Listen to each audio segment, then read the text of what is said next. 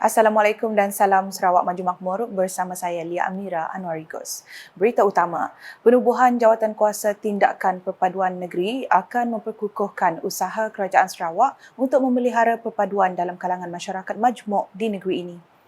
Menteri Pembangunan Wanita, Kanak-kanak dan Kesejahteraan Komuniti Sarawak, Datuk Seri Fatimah Abdullah berkata, jawatankuasa tersebut ditubuh susulan Sarawak tidak mempunyai kementerian yang tertumpu khusus kepada aspek perpaduan.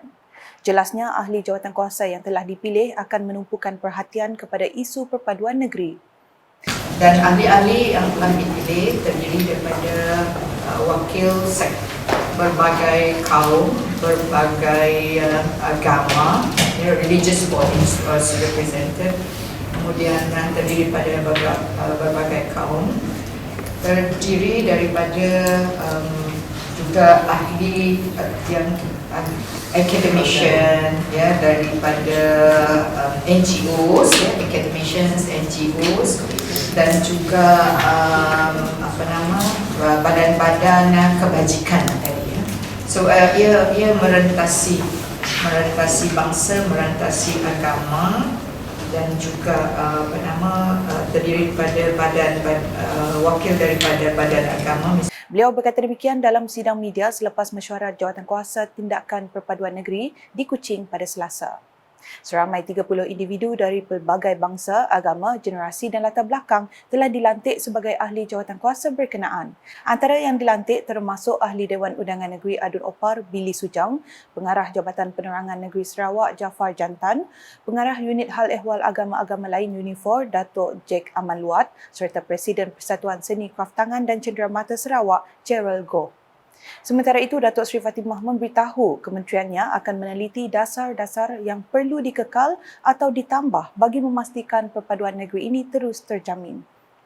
When we discuss about unity, it's about unity not only between various races, various religions. Yeah. It's also unity between communities from rural areas, urban areas. It's also about unity between generation, the young and the senior citizen, and it's also about unity between Sarawak and Semenanjung, Malaysia.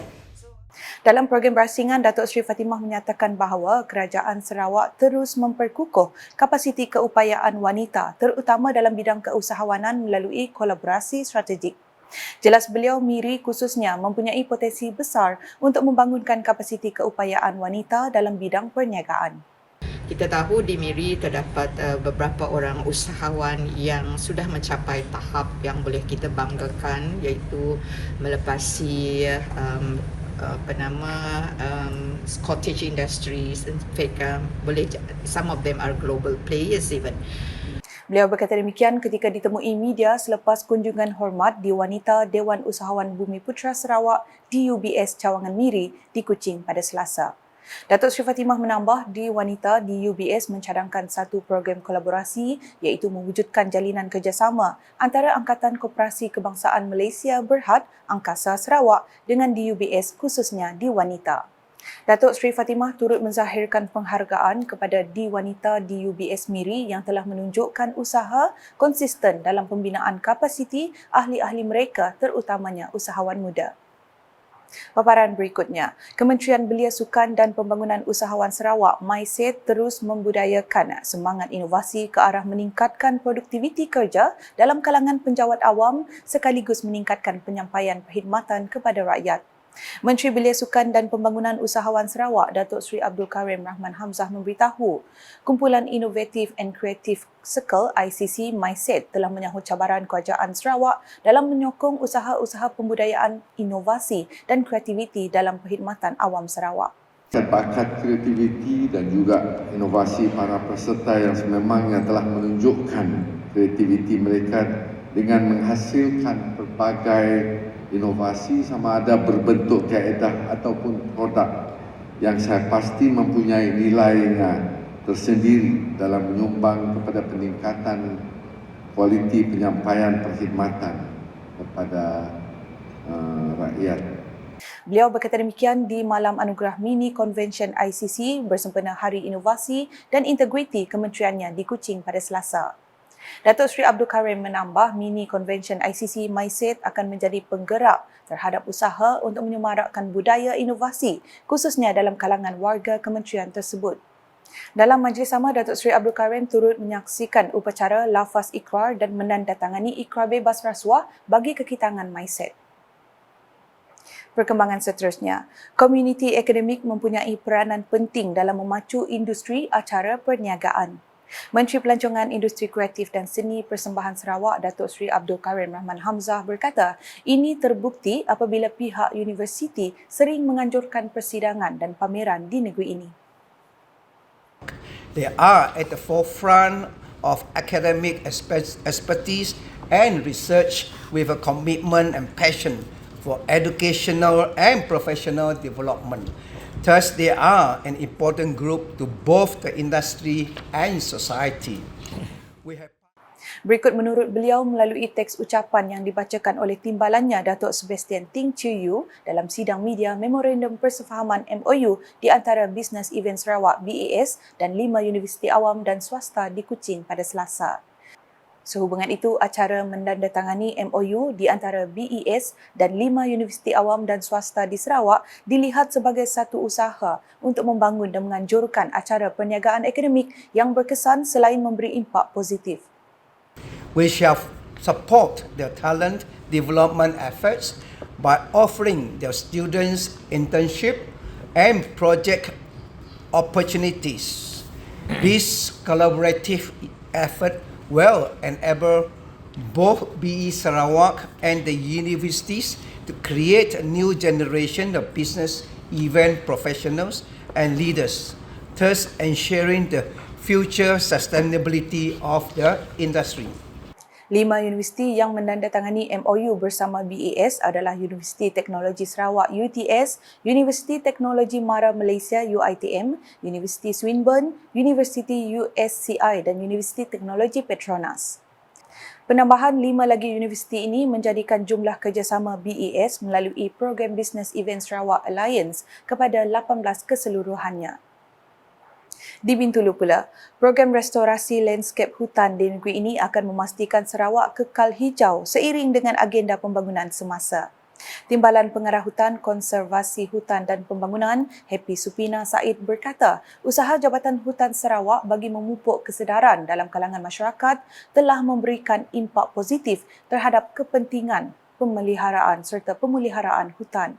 Katanya ia sekaligus memastikan Sarawak diliputi sekurang-kurangnya 62% hutan dan terus kekal hijau pada masa depan. Komitmen ini menggambarkan bahawa kelestarian alam sekitar dekat di hati kita masing-masing. Ya. Kalau berdasarkan PCDS, kemampanan alam sekitar adalah salah satu daripada trust utama dalam kita menggorak kepada negeri maju di Sarawak ini. Dan alam sekitar juga, apa yang kita buat hari ini adalah kesinambungan kepada program PCDS kita 2030. Beliau berkata demikian dalam program penanaman pokok sempena Li Tour de Restoration 2.0 peringkat bahagian Bintulu di Taman Muhibah Bintulu pada Isnin. Program ini telah diangkat sebagai salah satu agenda kerajaan Sarawak bagi memperluaskan lagi litupan hutan di negeri ini, terutama di kawasan hutan yang dikelilingi oleh spesies kayu yang bernilai tinggi. Justru Happy Supina berkata program restorasi hutan ini tepat pada masanya kerana selaras dengan usaha kerajaan yang ingin menuju ke arah status ekonomi hijau dan mesra alam menjelang 2030. Sedikit laporan mengenai Sarawak Agrofest 2023 yang telah berlangsung pada 22 September lepas bertempat di dataran perayaan Stadium Negeri Sarawak. Program tersebut telah menerima sambutan hangat oleh para pengunjung yang terdiri daripada pelbagai lapisan. Wartawan UKAS yang melakukan tinjauan ada laporannya. Dengan bertemakan perindustrian untuk kelestarian sekuriti makanan dan komuniti, Sarawak Agrofest telah dirasmikan oleh Premier Sarawak, Datuk Patinggi Tan Sri Dr. Abang Haji Abdul Rahman Zohari Tun Abang Haji Openg yang berlangsung selama 10 hari yang bermula pada 22 September hingga 1 Oktober 2023. Seramai 200 pempamer akan mempamer produk mereka yang terdiri daripada Agrotrade, Agrotech, Agrofresh, Agri Input, Smart Family, Vet Zoo, Sarawak Kitchen dan Pavilion. Menariknya di sini, di Gerai Peladang Negeri Sarawak, di sini mereka sediakan kopi berasaskan gula pong. Seperti yang kita sedia maklum, gula pong merupakan produk tempatan Sarawak yang tidak asing lagi di Sarawak inilah. Baiklah, bersama saya di sini ketika ini ialah Philip Anyi. Boleh ceritakan sedikit mengenai produk yang ada di sini? Okey, so kami sekarang tengah jual kopi gula pong. So kami pakai kopi lokal. So memang kopi tu daripada Sarawak lah. Benefit kepada yang dapat saya cakap adalah benefit kepada rakyat lokal. So seperti yang anda dapat lihat, penduduk-penduduk lokal, peniaga-peniaga semua boleh bersama-sama berniaga tanpa ada masalah ataupun apa-apa cabaran yang akan menyusahkan mereka lah. Jadi bagi saya memang sangat bagus Agrofest diwujudkan dan teruskan untuk diadakan kerana ia membawa banyak benefit kepada petani-petani dan peniaga kecil-kecil. Ya. Dengan ada dengan Agrofest tak, macam orang luar dapat kenal kita, orang kenal even macam orang travel stock kah, kadang ada orang dari stoknya jalan-jalan stoknya kenal tempat tok lah, yang mengenali Sarawak, yang mengenali local produk dari Kuching tok supaya expose dapat membantu bangunan peniaga-peniaga, especially peniaga kecil kah ataupun sedang berusaha nak berkembang kah, macam itulah. So pas sambutan pengunjung kita nya baru memangnya suka produk tu, pasal tu is a local product and one thing, and then this product is healthy. Dalam pada itu, Sarawak Agrofest pada tahun ini lebih meriah dengan pengunjung yang dianggarkan sebanyak 100,000 orang selama 10 hari. Seperti yang kita boleh lihat, Agrofest ini mempamerkan hasil produk-produk tanaman dan peternakan bagi kedua-dua Sarawak khasnya dan Malaysia amnya dalam menjadikan Sarawak sebuah pengekspor makanan menjelang tahun 2030. Sekian dari kami untuk Buletin UKAS. Kembali ke studio. Sekian edisi Tengah Hari bersama saya Lia Amira. Berita lebih lanjut boleh didapati di semua platform media sosial UKAS termasuk portal ukas.sarawak.gov.my dan UKAS Channel di YouTube. Mengakhiri buletin dengan sorotan Malam Anugerah Mini Convention ICC bersempena sambutan Hari Inovasi dan Integriti Mindset di sebuah hotel di Kuching pada Selasa. #saluran informasi rakyat. Salam UKAS.